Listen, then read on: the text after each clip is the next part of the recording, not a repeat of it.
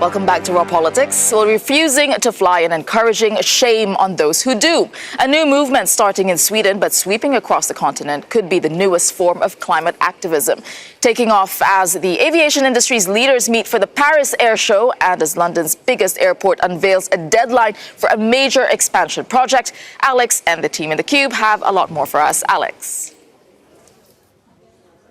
Well, Tessa, it's a word you probably aren't familiar with, many of us not familiar with, yet it's becoming a climate activist buzzword. It's a term, though, that you may be familiar with. When you get on a plane and there's that slight sense of guilt about the emissions involved, it literally translates, it's Swedish, it translates to flight shame. And it's not just about you feeling guilty, it's, I guess, about sort of when you share that hashtag, about making others reflect on what they're doing. The idea is maybe we should be getting on fewer planes. This kind of hashtag becoming popular at a time when we've got the backdrop of the Paris Air Show. Airbus there unveiling an aircraft. Yes, it's wide-bodied. Yes, they say unbeatable fuel efficiency, but still, these aircraft, many people saying, people saying they're not doing enough. They're not going far enough. We need to stop flying altogether.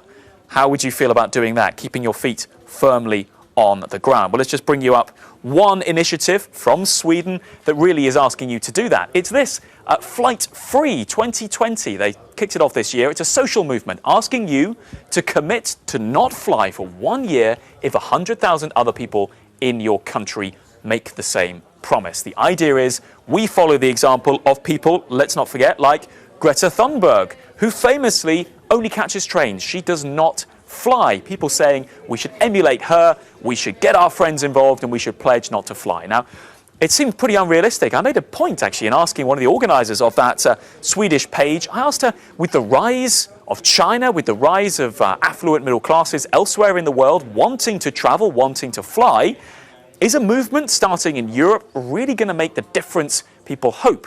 This is what Maya Rosen, organiser of that Facebook page, said to me. Even if it's a big problem that so many people now in Asia, for example, want to start traveling, they are still flying much less than we do, and they still have lower emissions per person. So the reason that, for example, China has such huge emissions is because there are just so many of them. So I think we just have to start where we are. And if I give up flying here, it's not only about my own emissions, it's about how this decision affects everyone else. So I think if we reach the goal of 100,000 people here in Sweden staying on the ground, it will definitely spread all the way to China as well. So go on then, what do you think? Could you keep your feet on the ground for a year if people in your country pledge to do the same? It's certainly going to be a talking point, one that isn't going away. All right, thank you for that, Alex and our team in the Cube. And joining us in the studio now to discuss this are Laurent Doncil, Policy Director from the Trade Association Airlines for Europe, Andrew Murphy, aviation expert from the NGO Transport and Environment, and Alexandra Phillips, British MEP-elect with the Greens. Okay, we'll start with you because we're talking about the industry here. There's a lot of this growing movement about people not wanting to fly or flight shaming. And in fact, there was a write-up in Politico, I think, that said it's slowly joining the ranks of cigarette makers, plastics in the Hall of Shame. Does that keep the industry, keep you up at night? Well, I mean, obviously, we follow the debate very closely. I think it's a bit exaggerated to put us in the same basket as, other dirty industries. I think it's easily forgetting the fact that there's a huge amount of benefits from air traveling, discovering new cultures, trade, students, mobility. I think what's important to keep in mind is that the main challenge here, the enemy that we're trying to all, be together is CO2 emissions. It's not air travel. What we need to do is basically... the airline industry does contribute a lot to CO2 emissions. In fact, if it were a country, it would be the 6th biggest contributor to pollution, air pollution. So you can't deny that. There is a significant part of CO2 emission coming from air transport. Keeping in mind that it's only, and it's important, it's only 3% of CO2 emissions. In the general climate emergency, we need to realize that this is too much, and we need to work on that. So, point taken. Okay. On the other hand, you also have to keep in mind that, if you look at the CO2 emission you used to emit, for example, 30 years ago, you have now a 50% reduction of CO2 emissions from 30 years ago. So there's a huge I'd like Andrew to jump in here, because you guys did a study, and it said out of 10 top polluters in Europe, 9 of them were coal-fired companies. 1 is Ryanair. pretty much. Yeah. But Ryanair did issue a statement saying that they are the greenest airline in Europe, and they publish now they start publishing their CO2 emissions every month, just to show that point. Okay. Yeah, we've always said aviation is Europe's biggest climate failure. And Ryanair has become a major emitter, and the industry is becoming an even bigger emitter because governments have left the sector untaxed and underregulated. And so long as governments refuse to act and just rely on industry to cut their own emissions, those emissions are only going to keep on growing. Okay, and now people are taking it into their own hands. It seems that they don't trust politicians or the industry to do it. So, Alexandra, but do you think this movement of shaming people for taking planes is it realistic? I mean, what are the other options? Trains? It's still not affordable. I mean, we were talking about it earlier. It's very expensive for the normal person at this point. Well, I think that's right. I think that it's very expensive for people to make the right choice and the choice that they want to make because airlines get away with paying very little or no taxation.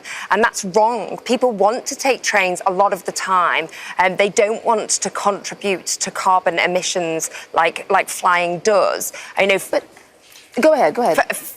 Aviation has doubled its carbon emissions since the 1990s. It's the fastest growing But this has given people the chance to sector. travel a lot more, to see things, a lot more things. You might be angering people who, say, well, you know what, cheap flights allowed me to travel. It's not a lot of people who are making all of these flights. So 70% of people in the UK in any given year do not fly. It's that 30% of people who are flying and binge flying. And that's not flying. Yeah, it's not going to be helpful when we've got targets of, net zero emissions by 2050. How are we going to achieve that, for example, if we're just going to have runaway climate change? And there's a lot of talk on taxing kerosene, obviously, and this will impact. Will you be open to that, knowing the contribution of the industry to pollution? So where I think there's a very big misconception is also that air transport is not taxed. That's not true. Since 2012, every single time you take a plane within the EU, you're paying for your emission. We're part of the ETS, and it's the only transport mode that is part of the emission trading scheme, the ETS. But you can still add another tax. Yeah, okay, but you can still tax kerosene, and that is what a lot of people are calling for. I think you've been calling for that. Yeah, absolutely. I think making aviation pay its way, the polluter pays principle, is a pretty basic climate principle. And I think what the European elections showed is that people want ambitious climate policies, but they want those policies to be fair, and they want every sector to contribute. And they're pretty. Well, I would say in certain parts of Europe, though. To well, quantify where people do want climate policy, they want the policy to be fair. And I think people are looking at the aviation sector, which not only is failing to cut its own emissions, but isn't even paying tax. It's a huge But do you think because if you do that, if airlines do get taxed, what they will do, correct me if I'm wrong, is increase prices because someone's got to pay for that, and that will be consumers. Yeah, and the people who fly most often tend to be those most well off, so I think they can afford a little extra cost. But what taxing kerosene will also do is it will incentivize cleaner aircraft, it will incentivize cleaner fuel. Pricing kerosene is the very first step we should be taking, and if governments fail to do it, it shows they're not really that serious about a climate crisis. Okay, and now as an incoming Green MEP, would you think this climate ambition, you're riding this momentum, do you think this is something that is sustainable? You can, push the boundaries? Or is this just for the beginning? The wind in the beginning. I think we've seen such an enormous movement around climate change just in the last 6 months. We've had Extinction Rebellion, we've had the youth climate strikes, Greta Thunberg, David Attenborough documentaries. This is hugely important. How would you get people in Poland or countries that where the Greens didn't do so well? How would you get them on side? Well, I think what it does is it brings people in, it brings climate change and the issue of climate change into people's homes. They understand that it's something they need to tackle, not just now, but also for future generations. And I'd like to ask, would you give up flying? Would any of you give up flying? But I yes think or no? Okay. I think we shouldn't put the focus don't too have much on much people.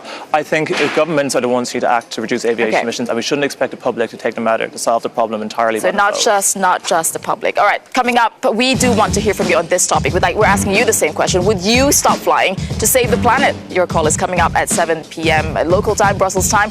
The contact information is on your screen. You can call us for free at 00800 3333 7002, and you can join the debate using the hashtag #WarPolitics on all of social media, and our lines are opening very soon. Welcome back to the program. As usual, your call is coming up right after Raw Politics, and our correspondent Jack Parrock, he's hosting tonight that your call right after the program. He's going to be joined by British MEP Diane James, and still with us on this section is Darren McCaffrey. All right, Jack. We have 3 questions every night. So what is it tonight? 3 questions. One of them is somebody who's we're going to be talking about Trump, accustomed himself to calling into TV news shows. Take a look at the questions. Every day between now and November 2020, we are going to keep on working. We are going to keep on fighting. Hoping for 4 more years in the White House, Donald Trump launches his 2020 presidential bid. For Europe, it's been a difficult relationship, with the US reneging on its commitments from the Cold War arms treaty with Russia to the Iran nuclear deal and the Paris Climate Accord. But one leader who will cheer on Donald Trump is Italy's populist leader, Matteo Salvini, who said his country is America's most reliable ally on a trip to Washington yesterday. What do you think? Is Europe ready for 4 more years of Trump?